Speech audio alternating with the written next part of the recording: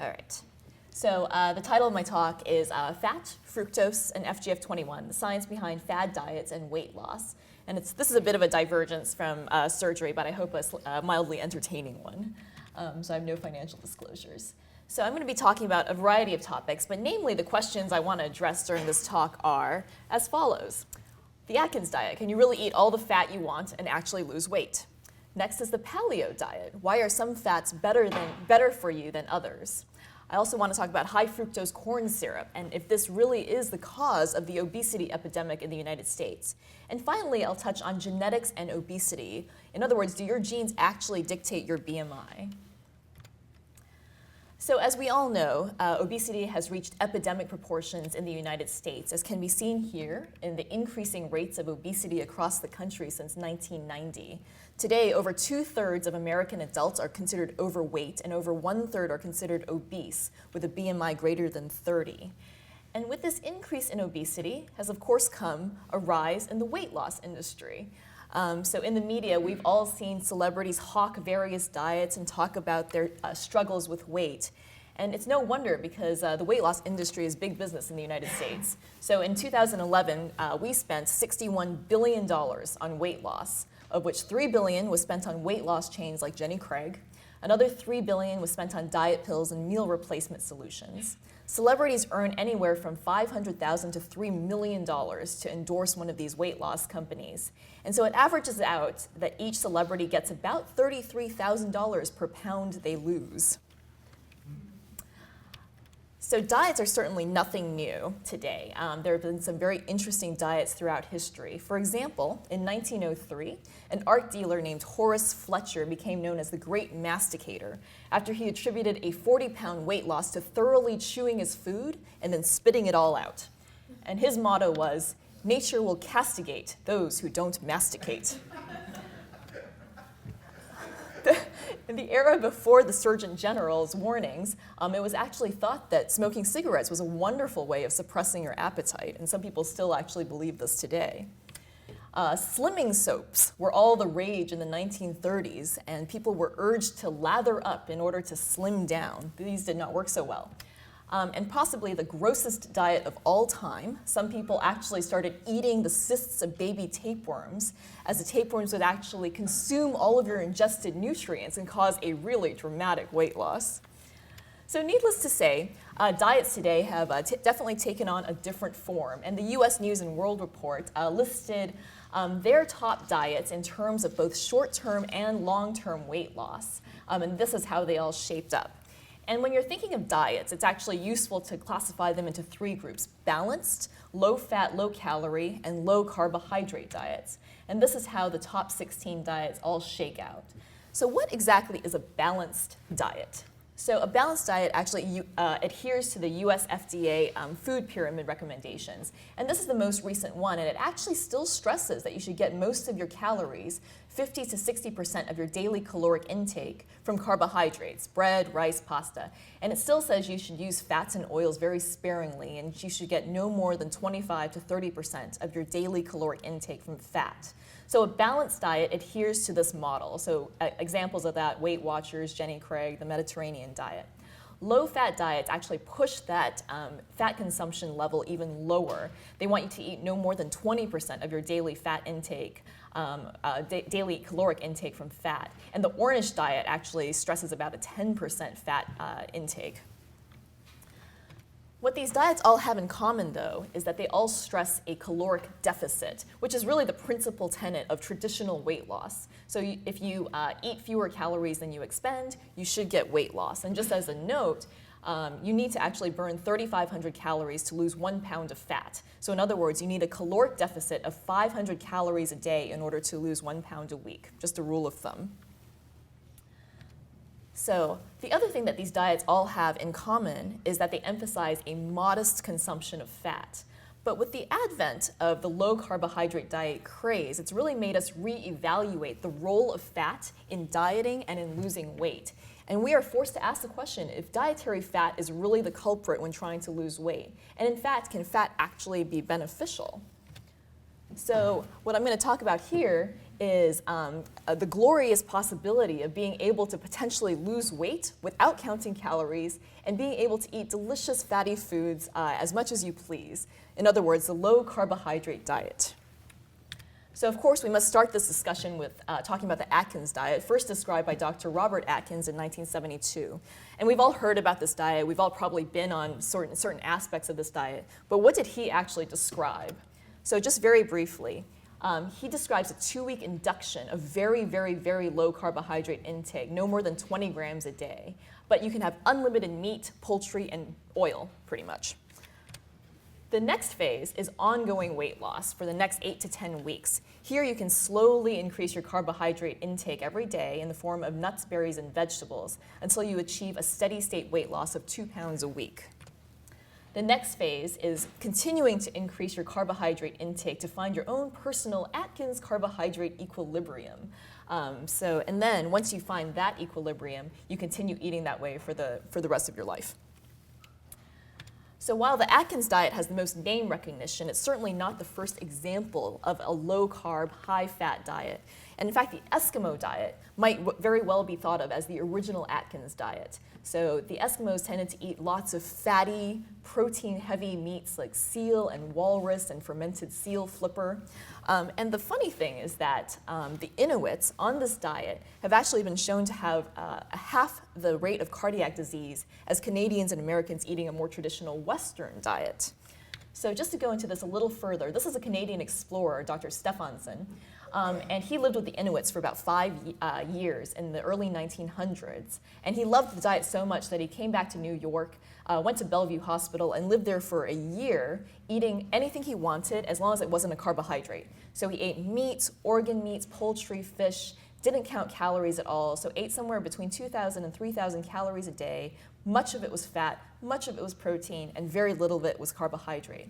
And what happened over that year? He actually lost 10 pounds, and his cholesterol and triglyceride levels were totally normal. So it seems to work fairly well to cause some weight loss without perturbing your metabolic parameters too much. How does this actually happen? So to understand why eating a high-fat, low-carb diet might actually help you lose weight, let's just look very briefly at how carbohydrates and fats are metabolized in the body. So the key thing to understand is that both nutrients converge on the intermediate, which is acetyl-CoA. Normally, that gets siphoned into the Krebs cycle to make ATP, and this process requires oxaloacetate, which is actually a byproduct of the Krebs cycle, so it sort of feeds back on itself. So what happens when you eat a high carbohydrate meal, like a bunch of cupcakes? So we know that what happens is your insulin levels go up. This actually drives the breakdown of glucose, those carbs that you just ingested. This enters glycolysis, becomes acetyl-CoA, and makes ATP. However, in a high insulin state, it also promotes storage of energy. So it promotes things like fatty acid synthesis, glycogen synthesis, and also triglyceride synthesis. And triglycerides are stored in your fat, and so this actually leads to increased adipose mass and weight gain. So let's look at the flip side. What happens when you eat only a high-fat meal with very little carbohydrate? So let's say you eat a pound of bacon. So this actually does not stimulate insulin levels nearly as much, but your body still needs energy. It still needs ATP. Where does it get it from? It turns out it does not get it from glucose. It gets it from free fatty acids. So these are hydrolyzed from the triglycerides in your fat cells. Free fatty acids enter your bloodstream. They go to the liver. They enter your mitochondria, and they are oxidized to acetyl-CoA. The problem here, though, is in this process, you don't get the byproduct of oxaloacetate. So instead of the Krebs cycle, acetyl-CoA goes to make ketones, which then is used to make ATP. So in this process, by not stimulating insulin, by not providing your body with glucose, what you actually can conceivably get from a metabolic viewpoint is a decrease in your adipose stores. So what the Atkins diet really is, it's a ketogenic diet, much like the Eskimo diet. So by limiting the amount of carbohydrate, this suppresses your insulin levels, and it leads to the preferential burning of fat for energy, also inhibiting the synthesis and storage of new fat. And this ability to burn fat for fuel and the process of ketogenesis both require efficient fatty acid oxidation in the liver, and we'll talk about that a little bit later in the talk. So the next diet is the Paleo diet, or the caveman diet.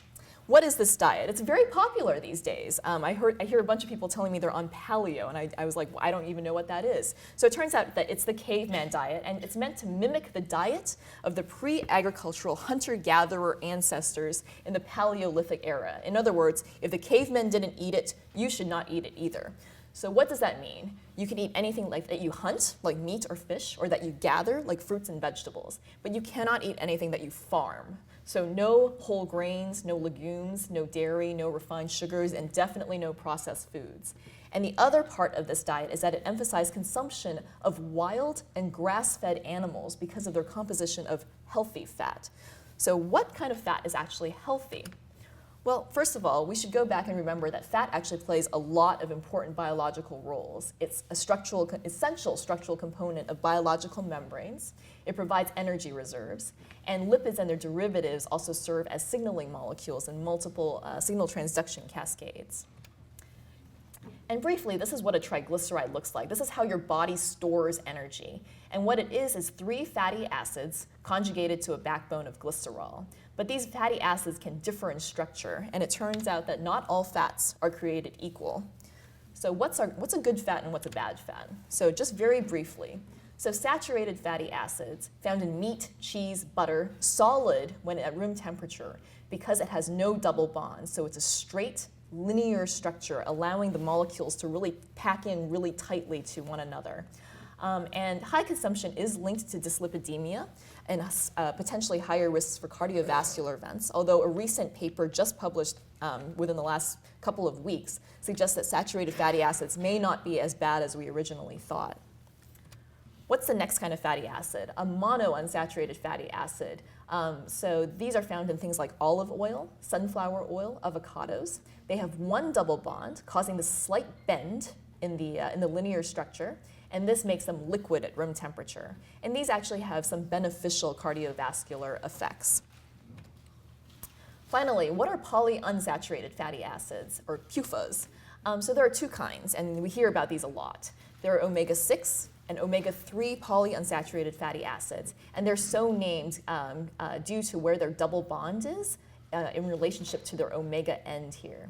So omega-6 oils consist of sunflower, date oil, and then omega-3 fish oils, flaxseed oils, and algae. And we're always hearing about how omega-3s are better for you, good for you, you should take in a lot of fish oil. But why is that? So it turns out that omega-3 and omega-6 fatty acids in the body actually compete for the same enzymes to synthesize important longer forms of these acids. So these are essential fatty acids that you have to eat. Your body cannot make these. So once they're eaten, they compete for the same set of enzymes to form these longer chains of fatty acids. But as you might remember from biochemistry, arachidonic acid, which is a longer form of an omega-6 fatty acid, is actually a precursor to making various pro-inflammatory molecules, such as the pro-inflammatory prostaglandins, thromboxanes, leukotrienes. However, in contrast, the omega-3 fatty acids, EPA and DHA, have actually been shown to have cardioprotective effects. They reduce blood pressure, they reduce triglyceride levels, they decrease your risk of arteriosclerosis. So it turns out that consuming a greater ratio of omega-3 to omega-6 fatty acids may be more metabolically favorable. And so our typical Western diet of McDonald's and such has an omega-3 to omega-6 ratio that's very unfavorable, 1 to 10, whereas a hunter-gatherer diet has a ratio of 1 to 2. And in fact, the Eskimo diet has a lot of fat, but it's mostly omega-3, which is why their coronary artery disease rates is quite low. And here, this is rather interesting. If you look at flaxseed oil, it has a very favorable omega-3 to omega-6 profile, but corn oil does not. So back to the paleo caveman diet. Why is wild animal meat better for you than grain-fed beef? So it turns out that if you look at the fatty acid content of the various wild animals like elk, deer, and antelope and compare it to grass-fed cows or corn-fed cows, you can see that not only do the corn-fed cows have more total fat in their muscle, as seen here in the red bar, but they also have a less favorable fatty acid profile. They have more saturated fatty acids, and they have fewer PUFAs, and specifically much fewer omega-3 fatty acids. This also can be seen in the meat itself. So this is a nice piece of venison loin. It's nice and lean, very paleo friendly, and this is what Kobe beef actually looks like. It is laced with fat. These cows are fed corn and sake and chestnuts, and they're massaged. And the result is that they have incredibly well-marbled, fatty meat. And so while this is very paleo-friendly, this actually explains why Kobe beef just tastes so good. And there are a couple of diets out there that actually emphasize the property of a specific fatty acid. Namely, the flat belly diet actually suggests that you eat 1 serving of MUFAs with every meal. The zone diet, which many of you I'm sure have heard of, is a balanced diet, but it places a huge emphasis on omega-3 fatty acids to reduce inflammation. So just very briefly, which of these diets actually works best for weight loss? So this was a study done comparing the zone diet, the Learn diet, which is a very balanced, healthy diet, the Ornish diet, highly low-fat diet, and the Atkins diet, a low-carb diet. Looked at 311 women over a year, and it actually showed that in a year's time, the Atkins diet promoted the most weight loss compared to the other 3 diets, although really, it's about 5 kilograms over a year. However, in a larger cohort, including men, and over 2 years' time, they actually showed in another study that these 800 patients on 4 very defined diets with clear macronutrient contents, they really did not show much difference amongst the various diets at all. You can see that all of these little shapes are clustering together, showing that there's no great difference in weight loss amongst the various diets. There are maybe some trends, but nothing significant. And using the same cohort of patients just in a different paper, this paper also showed that there's no difference in fat or lean mass or visceral abdominal content amongst the various diets. So really, no major differences amongst the various diets, unfortunately. So now we're going to talk very briefly. We're going to go from fat, and we're going to talk about fructose very briefly, namely the vilification of high fructose corn syrup, and if this is really responsible for causing the obesity epidemic, as I'm sure you've heard about time and time again in the media. So to understand high fructose corn syrup, we just have to go back and quickly review what sucrose, glucose, and fructose really are. So sucrose is your regular table sugar. This is what you put in your coffee. It's made from sugarcane. When you eat it, there's an enzyme in your intestine called sucrase that breaks it down into glucose and fructose. So it's constituent monosaccharides, whereas sucrose is a disaccharide. And incidentally, fructose is one of the major sugars that's found in fruit, which is actually supposed to be very good for you. What's the difference between these 3 sugars? It turns out that some sugars are sweeter than others. So on a sweetness scale, we rank sucrose at 100. We give it an arbitrary score of 100. It turns out that glucose is actually significantly less sweet than sucrose at 74.3, while fructose is substantially sweeter than sucrose. So this is actually what got the food scientists thinking. What if we can convert glucose into fructose and make a sweeter product for the same caloric count, so more bang for your buck? And so that's how the idea of high fructose corn syrup was born. So how is this stuff actually made? What is it? So you start with corn, which we have a lot of in the United States. We convert it to corn starch. We then break down this starch using a series of enzymes into corn syrup. But corn syrup is actually pure glucose. So this is the product that food scientists wanted to convert into partly fructose in order to make it a sweeter product. So in the 1960s, some scientists in Japan actually isolated an enzyme called xylose isomerase, which does exactly that. It converts free glucose into free fructose. And so when you run corn syrup through a column that contains this, this is what you get. You get high fructose corn syrup, namely high fructose corn syrup 42, which is a mixture of 42% free fructose and 58% free glucose. And so this is the product that is mixed into your soda, into Coca-Cola, into a lot of other processed foods. So it is an artificial product. I think that's why a lot of people have issues with it. So this is the sugar composition of various sweeteners. You can see that granulated sugar is all sucrose, whereas the high fructose corn syrups contain various contents of free fructose versus glucose. And why do we use high fructose corn syrup so much? Why did the use increase so much in the United States? Well, it's cheaper than sucrose. It's cheaper than sucrose because America makes a lot of corn, and we don't grow a lot of sugarcane. So hence, corn is cheaper for us. It's sweeter than sucrose, as we've seen. It's easier to transport and mix than sucrose. and it confers a longer shelf life to food products. So high fructose corn syrup was added to a lot of products starting in the 1970s, and no one seemed to have a problem with it until this paper came out in 2004. And this paper suggested that the consumption of high fructose corn syrup in beverages may play a role in the epidemic of obesity. And what they showed is that as high fructose corn syrup was increasingly consumed starting in the 1970s, that this paralleled a rise in obesity. What this paper could not have predicted, though, was that since 2000, the consumption of high fructose corn syrup has gone down while the obesity rates have continued to go up. So obviously, high fructose corn syrup cannot be solely responsible for the increase in obesity in America.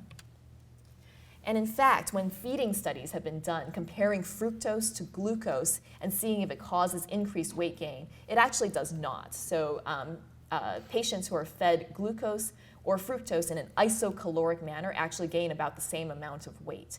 And several meta-analyses looking at various studies have also shown that fructose does not cause increased weight gain. So is fructose completely benign? As it turns out, it may not be, because fructose actually leads to higher circulating levels of triglycerides when you compare it to glucose. As you can see here, the postprandial excursion of triglycerides is much higher after you've been eating fructose for a while. And in fact, the livers in these patients eating fructose make a lot more fatty acids, as you can see here. So why is that? So fructose and glucose actually have the same ultimate destination in the cell. They're both made into acetyl-CoA, which, as we saw before, either goes to ATP or fatty acid synthesis. But what's the difference between fructose and glucose metabolism? One thing is that fructokinase is kind of constitutively active. It has a very high affinity for fructose. It's a much more active enzyme than glucokinase, as it turns out. Next, insulin levels in the cell are tightly correlated to the glucose pathway here. And when insulin levels go up, the glucose pathway goes up. Conversely, when there are high ATP levels in the cell, this actually turns down the glucose pathway. So the glucose pathway is really tightly regulated to the nutritional status of the cell and the energy level of the cell. So what does insulin and ATP do to the fructose pathway? It does absolutely nothing, as it turns out. So fructose metabolism is completely independent of the nutritional state, and there's no negative feedback by ATP. So what ends up happening over time is if you have high exposure to fructose, it eventually drives fatty acid and triglyceride synthesis to a greater extent, simply because it's just not regulated. It's producing this in an unregulated form. So while fructose doesn't appear to cause increased weight gain, it may actually cause increased hepatic and triglyceride levels, and which could have implications for fatty liver disease. And so the final part of the talk, I wanted to turn once again to fat and diets. Why do diets work for some people and not other people? And why can some people walk away from ice cream while others just feel like they have to eat the entire quart? And is genetics really the key to this question? And as it turns out, it really could be. So obesity is a very complex disease, we know that. It has a genetic basis, but it requires environmental influence to manifest itself. And there's actually increasing evidence that demonstrates that one's propensity to gaining weight in response to a diet does actually vary by your genetics.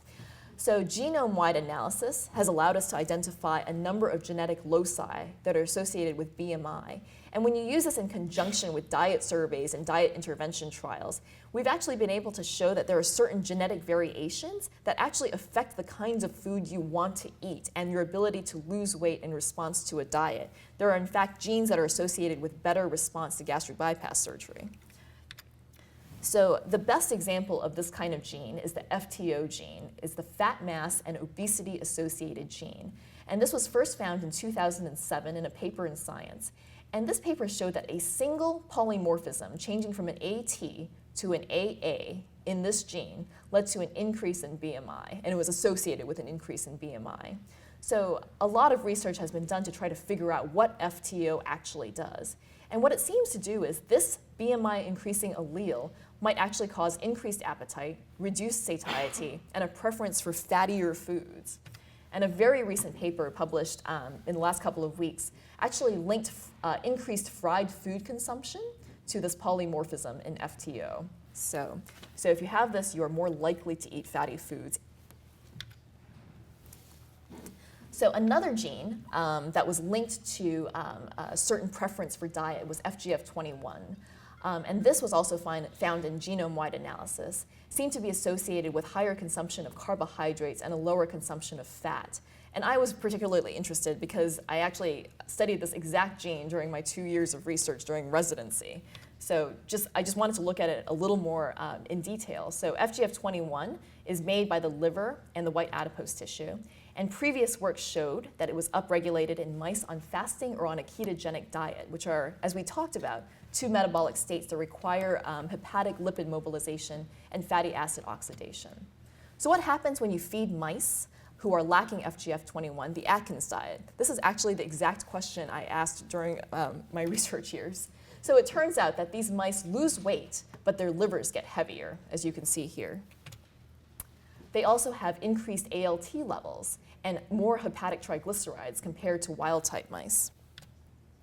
And as you can see here, the knockout mice have substantially fattier livers than the wild-type mice. So why is this happening? It turns out that the livers of these mice do indeed have an impaired hepatic fatty acid oxidation, as seen here. And when you treat these mice back with FGF21, you actually get resolution of the fatty liver and a partial augmentation, a partial restoration of fatty acid oxidation.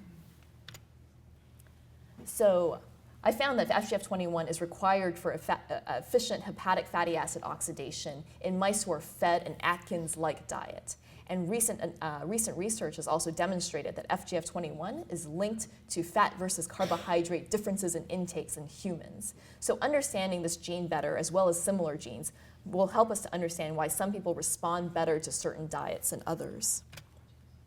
So in conclusion, understanding fat is critical for understanding the mechanisms behind obesity and weight loss. And just some take-home points. Hold off on the bread and pasta. It does seem that low carbohydrate diets harness the body's ability to burn fat as energy and demonstrate comparable weight loss to other diets without significant adverse metabolic effects. Next point is to eat your salmon or your algae, because they contain a lot of omega-3 fatty acids, which actually might be beneficial in metabolic health. Soda containing high fructose corn syrup still isn't good for you. It may not necessarily be making you fatter, but it certainly is making your liver fattier. And yes, sometimes it really is in the genes. Genetics do play an important role in determining body weight and even food preferences. So I just wanted to thank the MEMIS department, specifically Dr. Heron and Dr. Namnit. And I did the FGF21 research in the lab of Dr. Jeff Flyer and Terry Flyer, who actually both went to medical school here at Sinai. So thank you.